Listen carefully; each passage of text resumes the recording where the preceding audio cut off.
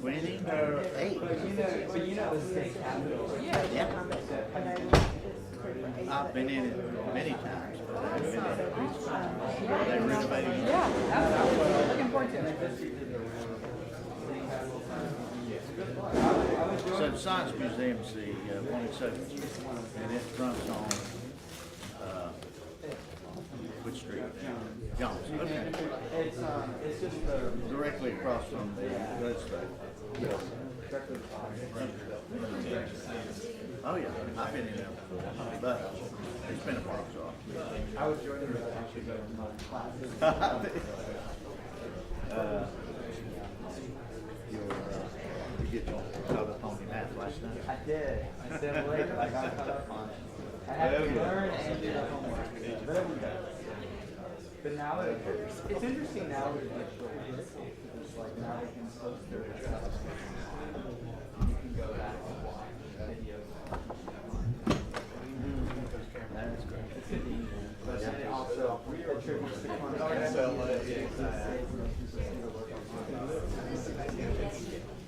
Yeah, we have excuse me. 95% of the time, they are taught.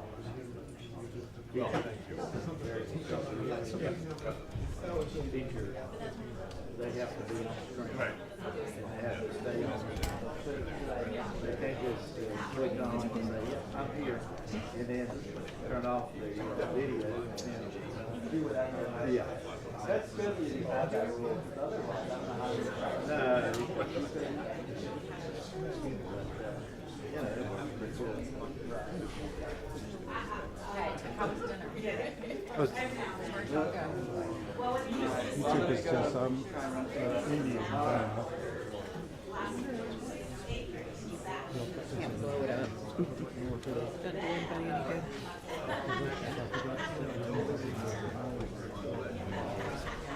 I'll work at 3 o'clock.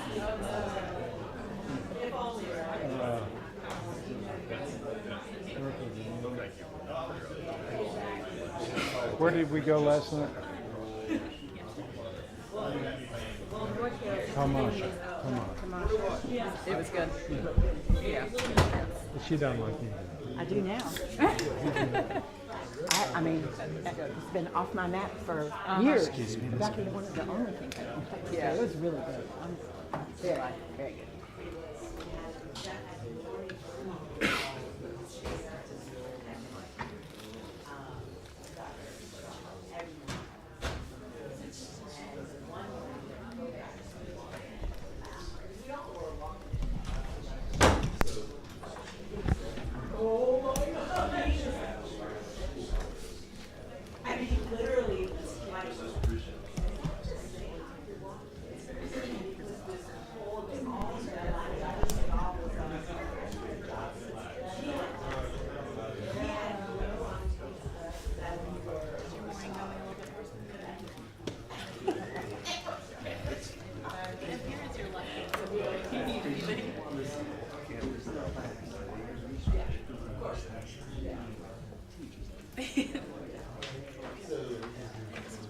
So like very nice town.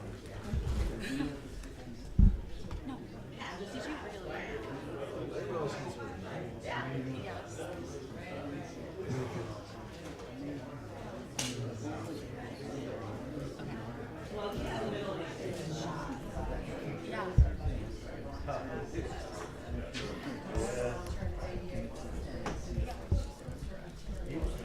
Jeff, this friend of ours.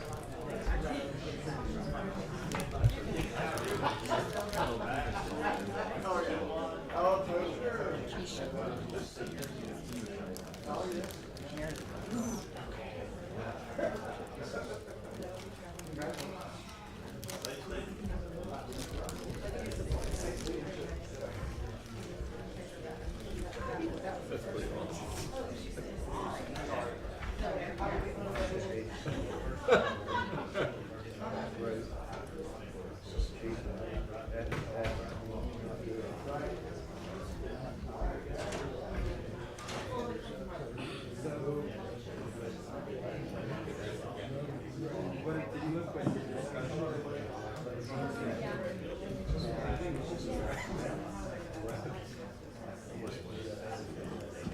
16-year-old told me.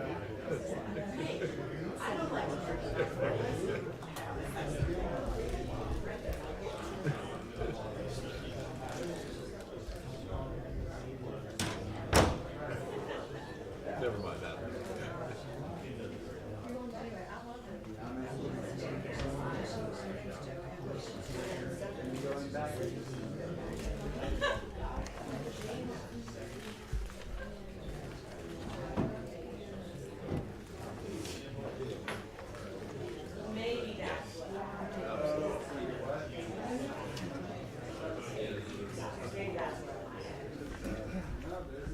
Dad always used to say, word of mouth.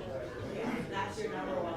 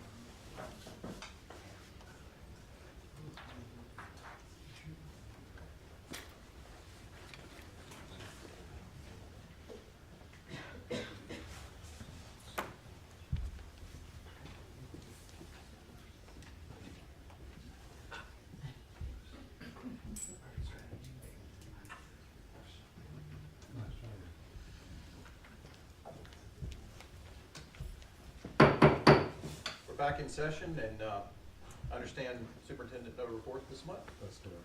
Okay, well, we'll look forward to your report next month. Thank you. We'll now move to the Student Learning and Achievement Committee led by Ms. Jill Kamnitz. Ms. Kamnitz. Thank you, Chair Davis. Dr. Olivia Oxenbein and I share the work of this committee. We started off with a bang yesterday morning. We received our accountability and testing results for the 2024-25 school year. This was our first look at our statewide achievement data and growth, and lots of good news, but just a few highlights. We had the highest four-year cohort graduation rate that we've ever had in North Carolina. It went from 87 last year to 87.7% this year.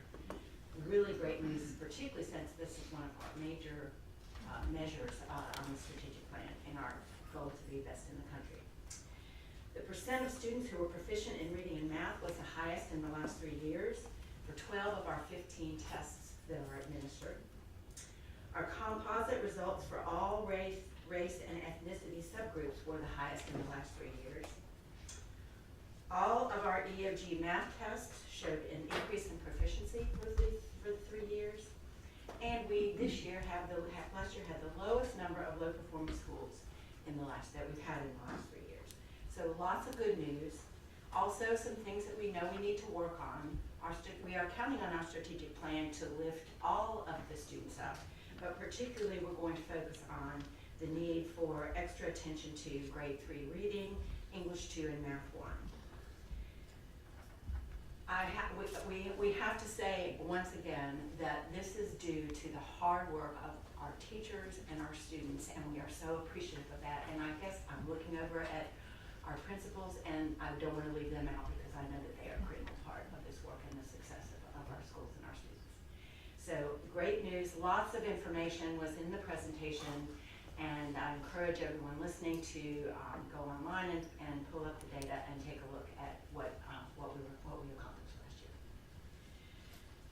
That is an action on first read, so we will be accepting that report today. We have one action item, which is State Board Policy and Rule Amendment on Read to Achieve, which is KNEC-003 and Statute 16 NCAC 06D.0508. This amendment changes the charter school alternative assessment submission date from December 1st to August 1st to more closely align with the Read to Achievement assessment timeline. While it is effective for this year, because of the timing of this vote, the notification must be made by September 15th, and that's for this year only. But several discussion items. The first one, SLA 3, is the alternative schools accountability model options for 2025-26. Each year, our alternative schools have 3 options for accountability. They can report a school performance grade, which one school chose. They can report data on achievement and growth and receive a status of progressing, maintaining, or declining. 77 schools chose that option. Or they can propose their own accountability, which is then approved by our testing and accountability folks, and 20 schools chose that option. SLA 4 is a state board policy amendment on the process for the review, revision, and implementation of the North Carolina Standard Course of Study, policy SCOS-012. This update of the policy and the internal procedures manual includes a new 2-year time frame for installation, a revised 10-year timeline for each content area, and clarifications of the implementation process. All changes that are going to benefit all of our students and teachers as we give them more help as the standards change. SLA 5 is also a policy change. It is college and career promise. The original career and college-ready graduate legislation has been formally repealed, and the intent and objectives of the program have been incorporated into the new career and college-ready pathway, which is now the 4th pathway, and within the career and college promise dual enrollment framework. Lots of college and career, it can get confusing on those, but basically it's going to make it much more doable for our students to have it be part of this of these pathways. This the pathway provides grade 11 and 12 students with access to developmental math and English courses, along with career exploration programming, and is available to all students with an unweighted GPA below 2.8. The aim is to prepare these students for college without the need for remedial coursework. SLA 6 is a new state board policy on cooperative establishes a clear framework to guide our public school units in planning, opening, and operation of a cooperative, innovative high school. It is designed to ensure that these schools are developed and managed in alignment with state law, the Career and College Promise program, and the broader goal of expanding access to high-quality college credit-bearing pathways for high school students. Key provisions include frameworks for establishment, partnership agreements, program design and eligibility, and accountability and reporting. Our last discussion item is SLA 7, which is a report to the General Assembly on the educational performance of children with disabilities and implementation of policies to improve outcomes for students with disabilities. This annual report shows some improvement in the percentage of students who are grade level proficient in 23-24. Our discussion yesterday focused also on the multitude of activities and professional learning that the Office of Exceptional Children provided across the state during the 23-24 school year. Priority areas included performance on statewide assessments, suspension and expulsion data, preschool outcomes, early childhood transition, and secondary transition for those students. We have 2 consent items. SLA 8 is a report to the General Assembly on the North Carolina Department of Public Instruction implementation of the Founding Principles Act. This biennial report outlines the steps that DPI has taken to support students, and districts, and schools with the implementation of the 2 courses included in the Founding Principles Act: American History 1, the Founding Principles, and Founding Principles of the United States and North Carolina, Civic Literacy. And finally, we have another report to the General Assembly on remote instruction plans. This provides a statewide summary of our PSU's remote instruction plans for the 24-25 school year. It includes copies of each plan, counts of remote instruction days or hours, and observed strengths, challenges, and trends. It is noted that there is an increase in new plans for this school year due to our new student information system. Partnering with DPI's Office of Digital Teaching and Learning, we remain committed to continuous improvement, providing professional learning, technical assistance, and clear communication to educators, family, and students. That concludes the report from the school. Thank you, Ms. Kamnitz. The SLA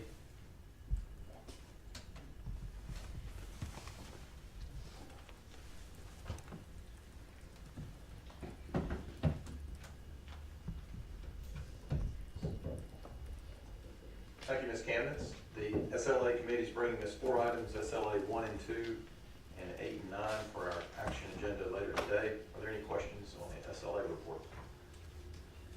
Hearing none, we'll turn to the Education, Innovation, and Charter Schools Committee led by Mr. John Blackburn. Mr. Blackburn.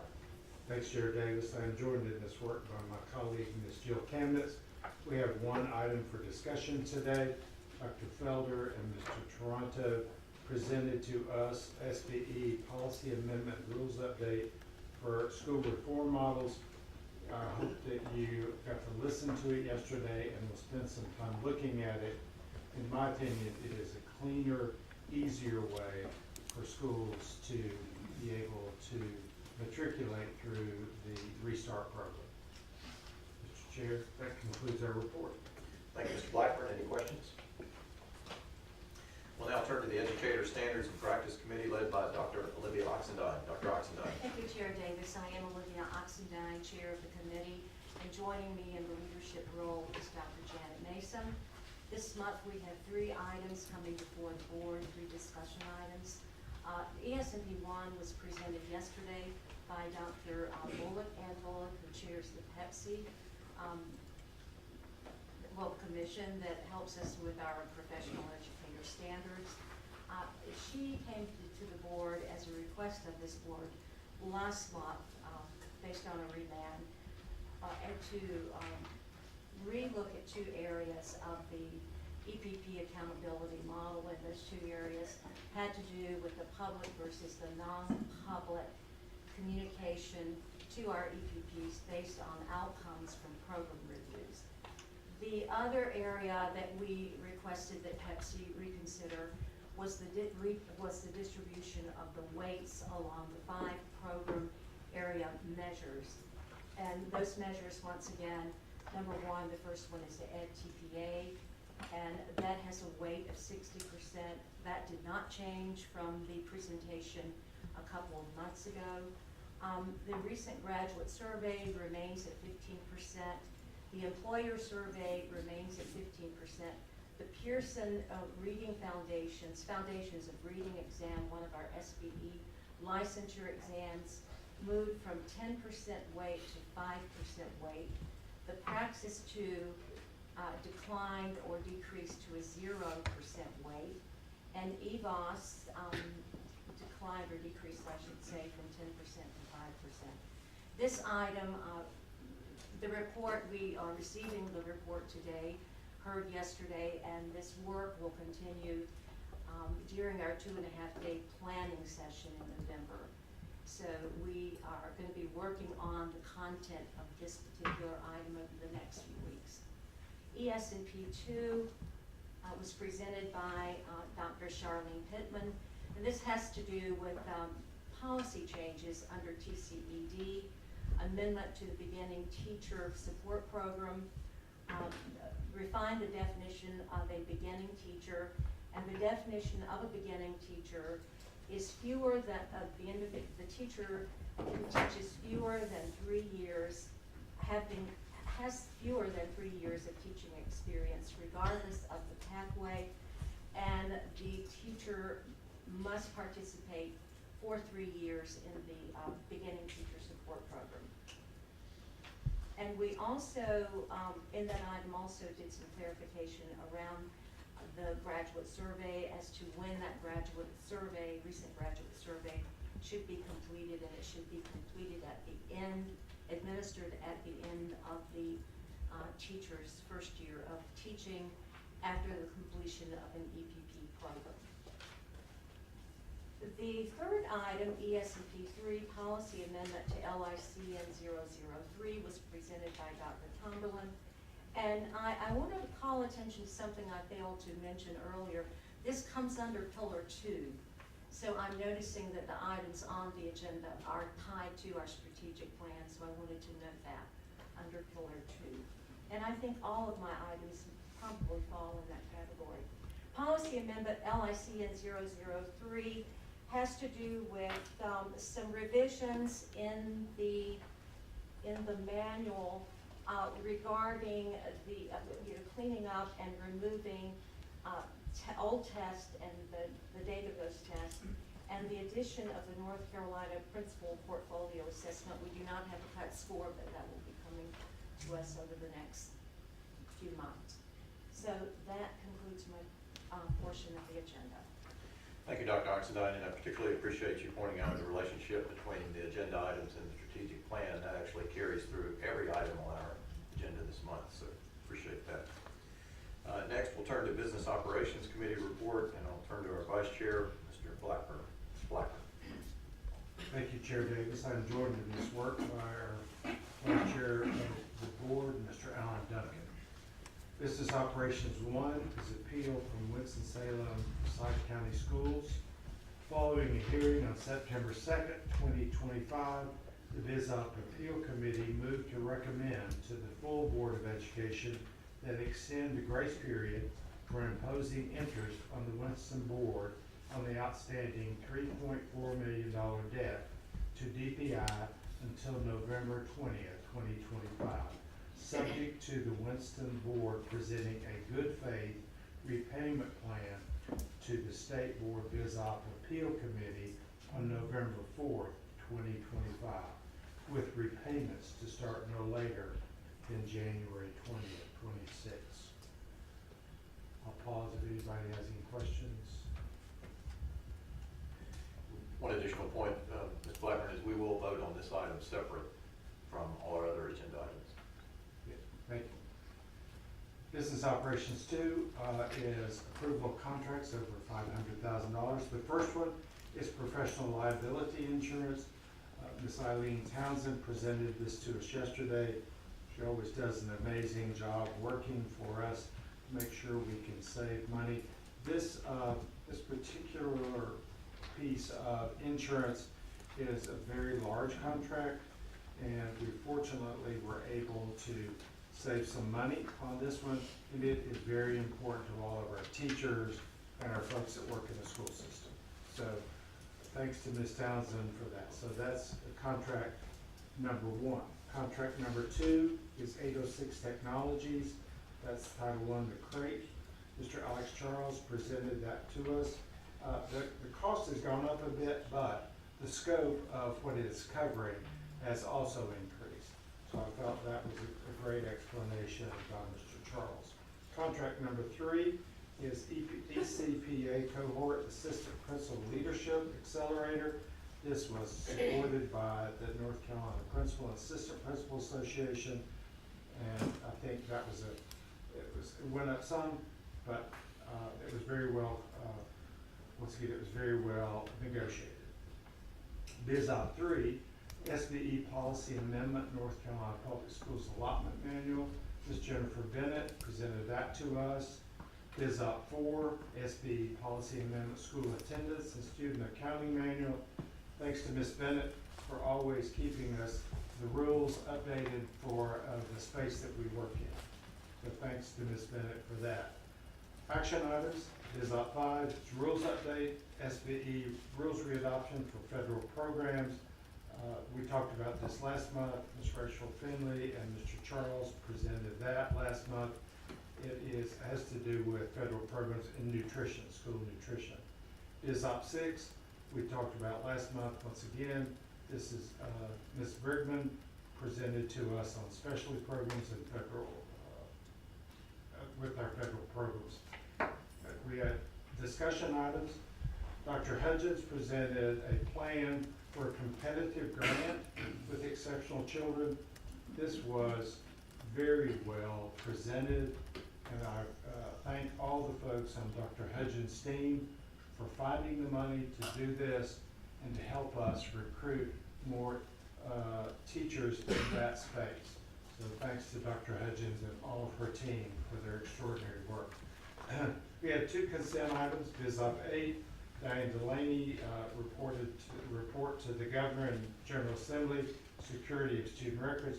And BizOp 9 is Mr. Jeremiah Jackson told us about the current state of our cell phones that we use in our system, which haven't changed very much from last year. Mr. Chair, that concludes my report. Okay, thank you, Mr. Blackburn. I would add that Ms. Schaus gave us a terrific year-end closeout. Would you like to comment on that? Yes, I'm so sorry. So Ms. Schaus did an amazing job yesterday. Talked about our year-end closeout. It was It was very comprehensive. It showed determination of this committee, I mean, this department, for protecting the tax dollars. I would remind our listening audience and we as a board that 40% of North Carolina's money comes through DPI. And Alexis and her team always do an amazing job of moving things around. They work all summer long. They work through the 4th of July weekend. We always have great confidence in what Ms. Schaus and her team present. So I'm sorry I was remiss, but it was a really great presentation. And I'd be happy to answer any questions on the presentation. Dr. Oxenden? Actually, well, let me just wait a minute to, if there are some questions about that item, I want to go back to another item. All right. Okay. No questions. Go ahead. Thank you, Mr. Blackburn. And I would just add that Ms. Schau's presentation not only gave us insight as Blackburn did, but it also pointed out the strain that we are financially in many places in our school districts and charter schools and in the Department of Public Construction, and how we are running on a very tight financial situation that increases each year. So the BizOp committee brings to us items 1 through 6 and 8 through 9, and we will vote separately on BizOp 1. Dr. Oxenden, you had a question? Thank you very much. I want to take a few minutes, not even a few, maybe just 5 minutes, and kind of get something off my chest, I suppose is one way to frame it. And I would want to do it now rather than wait until we begin the voting portion of our meeting. And it relates to BSOP, BSOP 1, the appeal of the Winston-Salem Forsyth Schools, the presentation for the appeals committee a couple of days ago, even though I did not serve on that committee. But I will say, I need to say this to you. If you serve on this board in any capacity, or even anyone else listening or in the audience, I think it is important that you take some time to read the state auditor's report. By no means, my wheelhouse does not include finance. It doesn't include accounting, bookkeeping. But the report was easy enough for me to understand and draw the conclusion that the Board of Education in Winston-Salem Forsyth, in my opinion, I have never met them and I may never meet them, but I do not sense that the board gave consideration over, this didn't happen in 1 year, it was over several years, consideration to protecting the resources of the taxpayers of Forsyth County, or the importance of their role in protecting those resources for the education of the students in that system. Winston-Salem Forsyth is the 4th largest school district in North Carolina and the 81st in the nation. Forsyth County has great universities, great schools, 20th century industrialist, philanthropist in the R.J. Reynolds name, a medical school, a renowned hospital. This board has some work to do, the school board has some work to do to rebuild so that it matches the legacy of Forsyth County.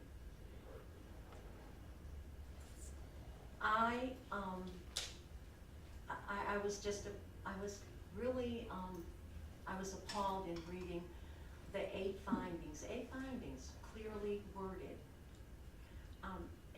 And so it's perhaps mismanagement, I suppose that is one umbrella we can use. Technical systems in place to ensure that the management of the finances happen accurately, on time, and so on and so forth. But a lot of human error occurred as well. A lot of that occurred.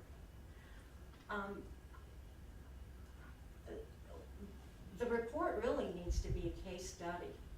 It needs to be part of every MSA program, principal preparation program in the state. And it needs to serve as an example of how not to govern the resources provided by this great state to schools, how not to manage, how not to govern.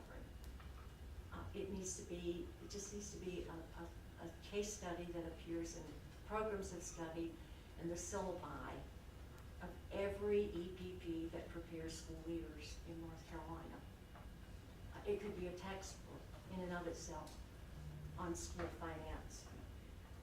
My vote later today is going to reflect the oath that I took in, I think it was April of 2016. I'm sure it was April, not May, or not March. The oath that I took when I joined the State Board of Education. And it's about one thing. That oath is about one item, one, students, children, and all the indirect things that happen to make sure that a child in North Carolina, not just one, but the 1.6 million, receive the services and the essence of the oath that every school board member takes in North Carolina. So my vote coming up later is going to reflect that. If I had a recommendation to make, or suggestion, or discussion with those board members, I think there are 9 of them in Winston-Salem, Forsyth, you know what it would be? It would be to really rethink your oath. It would be maybe to rethink if you really are in the seat you need to be in. And in a practical kind of way, here's my recommendation. They still owe some money. I think maybe $3 million, I'm not sure, something like that. They need to donate if they receive any kind of stipend for service. And I believe most school boards members do in North Carolina, not sure. But they need to donate their monthly stipend to help pay off this bill at a minimum. And I've said enough. Any other comments on the BizOp agenda for today? Okay, next we'll turn to the Strategic Planning Committee led by Ms. Catty Moore. Ms. Moore. Good morning, thank you, Chair. Yesterday we received an update on the strategic plan that focused really on 2 areas. The first one was the creation and composition that's coming together of the Strategic Plan Monitoring and Accountability Committee. These are the members at DPI that will each be responsible for the different objectives throughout the strategic plan. I do believe we asked for a little bit of an update later on as those groups come together so that we're aware of where all that work lies. And then the second piece of the presentation yesterday was really about how all of us can, as stakeholders invested in our children in North Carolina, can become involved in the work of the strategic plan and some of the plans that are coming up and events that are coming up that will allow folks to do that. That was our report from yesterday. Comments or questions on the Strategic Planning Committee report? Hearing none, I'll turn to Ms. Kamnitz, the Vice Chair of the Government Community Affairs Committee, for that report. Ms. Kamnitz. I share this work of this committee with Mr. Wendell Hall, who can't be with us today. Just very briefly, there's not much to say. Mr. Coltrane did a quick briefing yesterday. The legislature, I think, has been in session for 1 day since our last meeting. They didn't take any action. They come back again, and I believe on the 22nd of September. He did go over the base budget and what that entails, and what that has put in place for some of the things that are affected by the budget.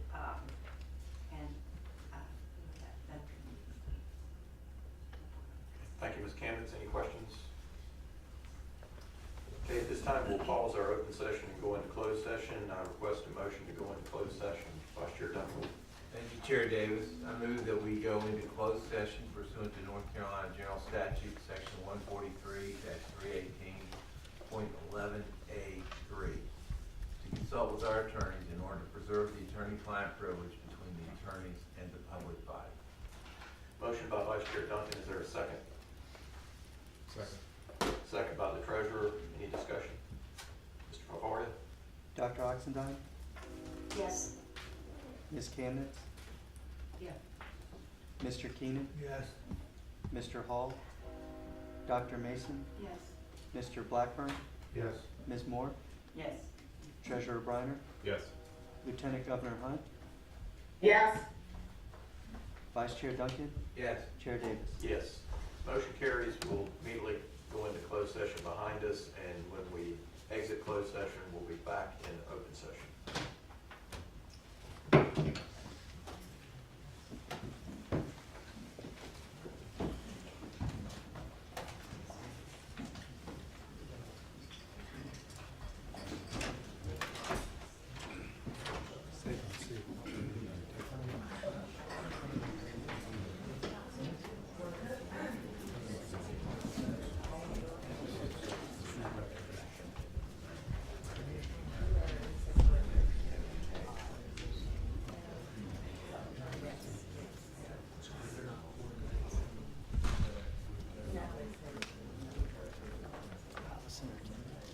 I think Ryan.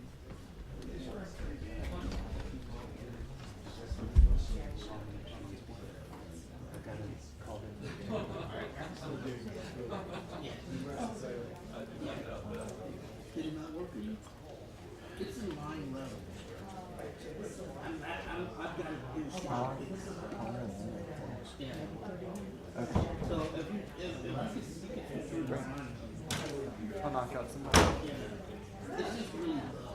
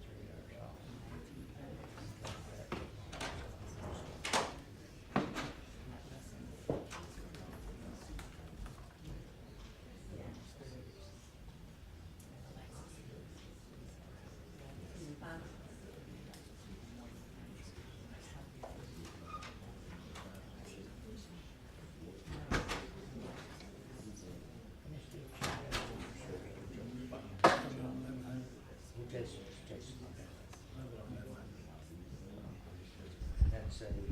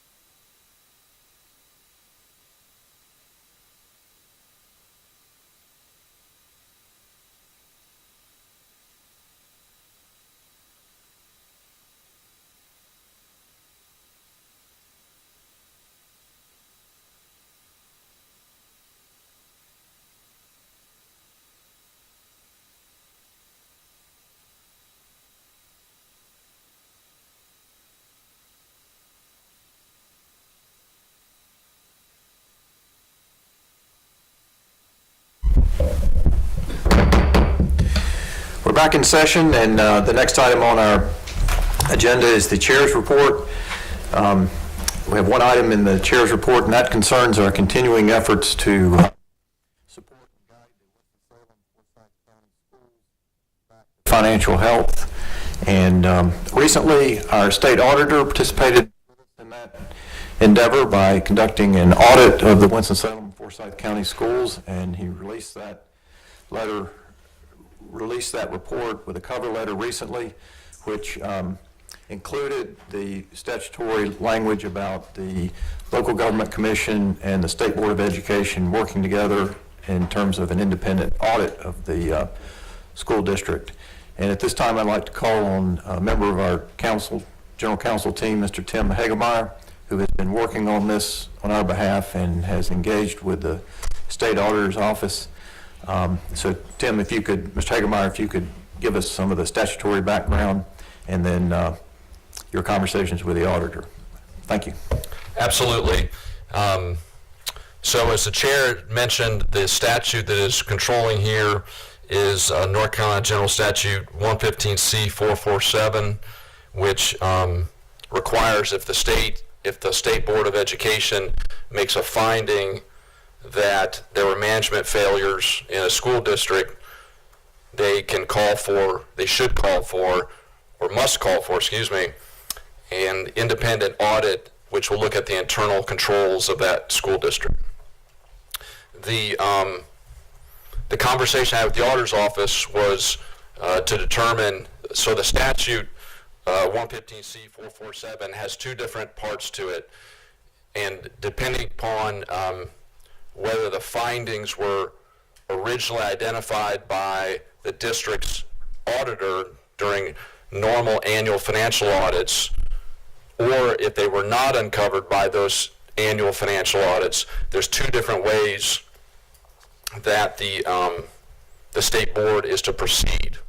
One way is to go back, if they were uncovered in previous financial audits, then the process is to go through the auditor that was employed by the school district to do a re-review of those internal controls.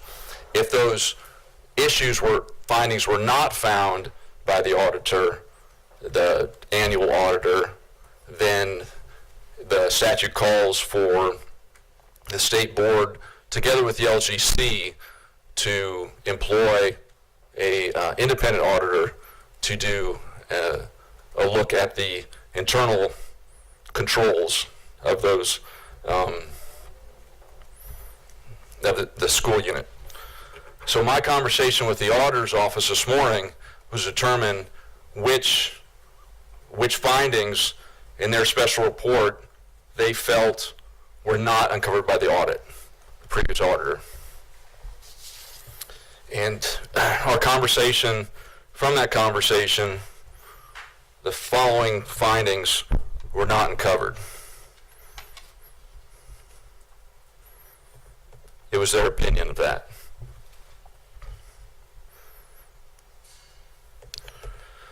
The first finding was the districts failed to adjust the full-time equivalent staffing despite a decrease in student population.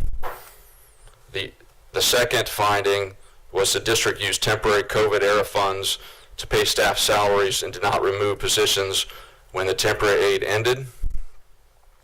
And the district regularly approved purchase orders that exceeded its account budgets and did not later revise these budgets.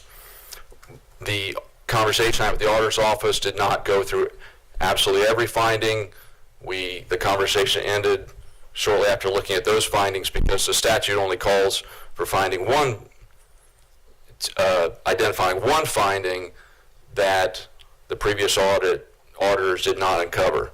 And if that is the case, then the statute calls for the state board and the LGC to employ an independent auditor to look at the internal controls.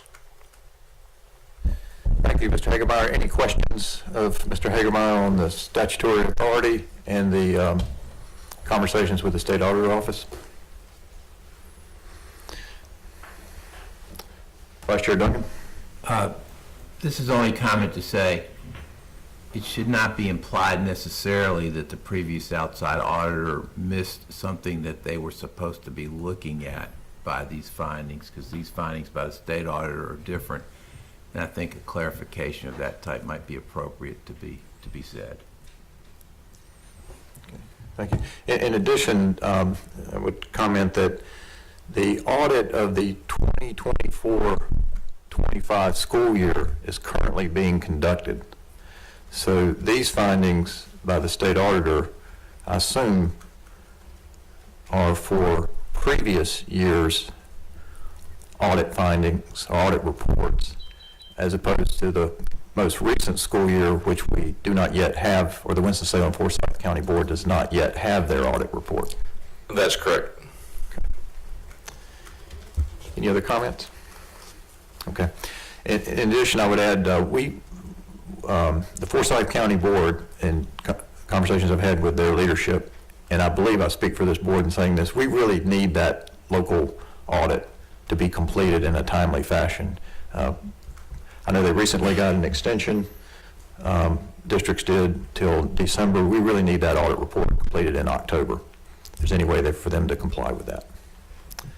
So with what Mr. Hagermeyer's presented, I'll read a motion that we'll put before the board for consideration in our action agenda in a few moments. And that motion reads that the State Board of Education, based on the state auditor's special report on the Winston-Salem Forsyth County schools, finds that there are incidents of mismanagement failures within the Winston-Salem Forsyth County schools, which make it appropriate to review the district's internal controls per NCGS 115C-447B, and that the staff of the Department of Public Instruction shall coordinate with the Local Government Commission to identify an audit firm to carry out this review and bring the selected firm and engagement letter back to the State Board for approval at its October meeting. Any questions on that motion? Okay, then that concludes the chairman's report and all of our committee reports for the day, and we'll now vote on any action required action from your committee reports. Recall that any item on the consent agenda is primarily not complex and may have come to the board in previous month. At this time, I ask if there's a request to remove any item besides BizOp 1 and the chairman's report, which we voted on separately, to vote separately from that's currently on our action agenda. Any other items to have a separate vote? Hearing none, I request a motion to approve the following: the State Board of Education draft meeting minutes, August 6 through August 6 and 7, 2025, SLA 1 and 2, and 8 and 9, BizOp 2 through 6, and 8 and 9, and the 80 limited license and 4 initial professional license approval requests that we discussed in closed session. Is there a motion to that effect? So moved. Motion by Ms. Kamnitz. Is there a second? Second. Second by Dr. Mason. Any discussion? To be sure, BSOP 1 is removed. Yes, it's not in the motion. Mr. Fafaria. Dr. Oxford? Yes. Ms. Camden? Yes. Mr. Keenan? Yes. Mr. Hall? Dr. Mason? Yes. Mr. Blackburn? Yes. Ms. Moore? Yes. Treasurer Bryant? Yes. Lieutenant Governor Hunt? Yes. Vice Chair Duncan? Yes. Chair Davis? Yes. Motion carries. We'll now turn to BizOp 1, and I remind the audience and those listening that Ms. Moore has recused herself from BizOp 1. This comes to us obviously from the BizOp committee, and I'll turn to Mr. Blackburn to remind us of the motion on this item. Yes, sir. Following a hearing on September 2nd, 2025, the BizOp Appeal Committee moved to recommend to the full State Board of Education that it extend the grace period for imposing interest on the Winston Board on the outstanding $3.4 million debt to DPI until November 20, 2025, subject to the Winston Board presenting a good faith repayment plan to the State Board BizOp Appeal Committee on November 4, 2025, with repayments to start no later than January 20th, 2026. Okay, motion by Mr. Blackburn. Is there a second? Second. Second by Ms. Chemnitz. Any discussion? I would like to propose an amendment to the motion. Treasurer? In the spirit of there's no such thing as free money, I would like to amend the motion to add an interest charge at a lower rate between now and December. And so my motion to amend would be, I move to amend the BSOP Appeal Committee's motion to provide for interest to begin accruing as of October 1st on the outstanding debt at the rate of 0.4% per month, which matches the state's borrowing rate, pending any modification at the state board's November 2025 meeting. Motion by the treasurer. Is there a second? Second. Second by the vice chair. Any discussion on the amended motion or amendment to the motion? Hearing none, Mr. Floria? Dr. Oxendine. No. Ms. Chemnitz. No. Mr. Keenan. No. Mr. Hall. Dr. Mason. Yes. Mr. Blackburn. No. Ms. Moore. She is recused. Treasurer Reiner. Yes. Lieutenant Governor Hunt. Yes. Vice Chair Duncan. Yes. Chair Davis. Yes. Motion carries 5-4. So that amendment now modifies the main motion and will return to the main motion as amended. Give Ms. Fafaria a chance to share that amended motion.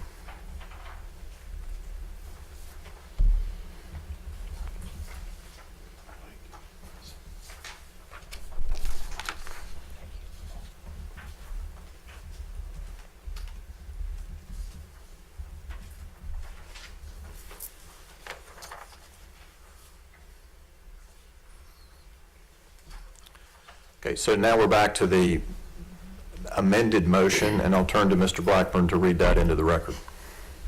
Thank you, Chair.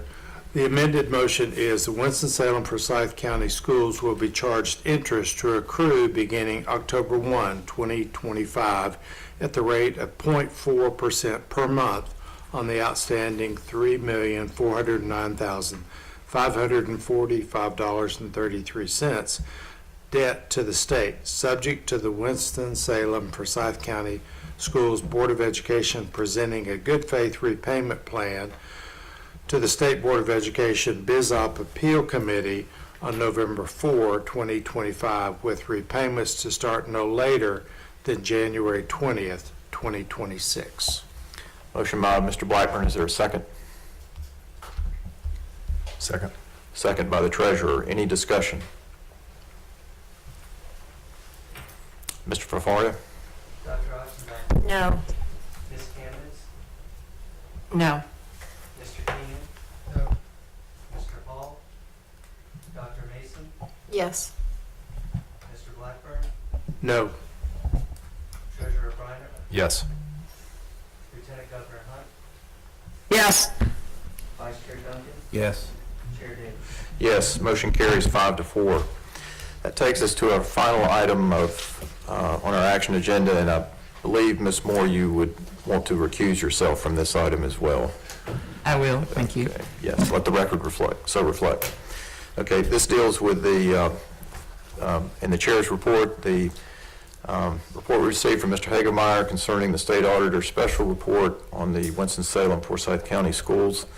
I now ask for a motion to this effect, that the State Board of Education, based on the state auditor's special report on the Winston-Salem Forsyth County Schools, finds that there are incidents of mismanagement failures within the Winston-Salem Forsyth County Schools that make it appropriate to review the district's internal controls per North Carolina General Statute 115C-447B, and that the staff of the Department of Public Instruction shall coordinate with the local government commission to identify an audit firm to carry out this review and bring the selected firm and engagement letter back to the State Board for approval at its October meeting. Is there a motion to that effect?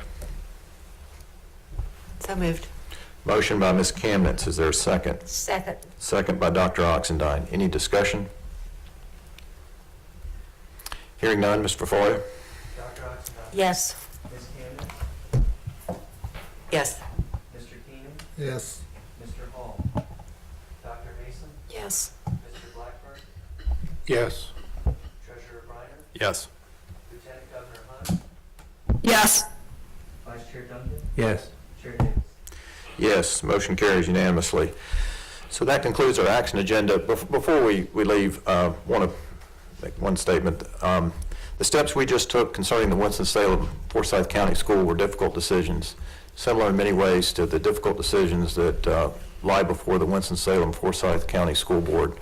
Our intent is solely focused on trying to return that district to a healthy financial position in order to carry out and deliver our constitutional responsibilities to a sound education for every student in Winston-Salem Forsyth County schools. That is our objective. And we look forward to working with the Winston-Salem Forsyth County Board and returning them to a state of financial health and working with them to raise the academic achievement of their students. So thanks to all who participated in making this meeting a successful one. Our next meeting will be on October 1st and 2nd, 2025, and we look forward to working together in the 1st of October. I now call for a motion to adjourn. Motion by Mr. Keenan. Is there a second? Second. Second by Dr. Oxendine. Mr. Foforia? Dr. Oxendine, Yes. Ms. Camden, Yes. Mr. Keenan, yes, Mr. Hall, Dr. Mason, Yes. Mr. Blackburn, Yes. Ms. Moore, Yes. Treasurer Briner, Yes. Lieutenant Governor Hunt, Yes. Vice Chair Duncan, Yes. Yes, we're adjourned. Have a good day.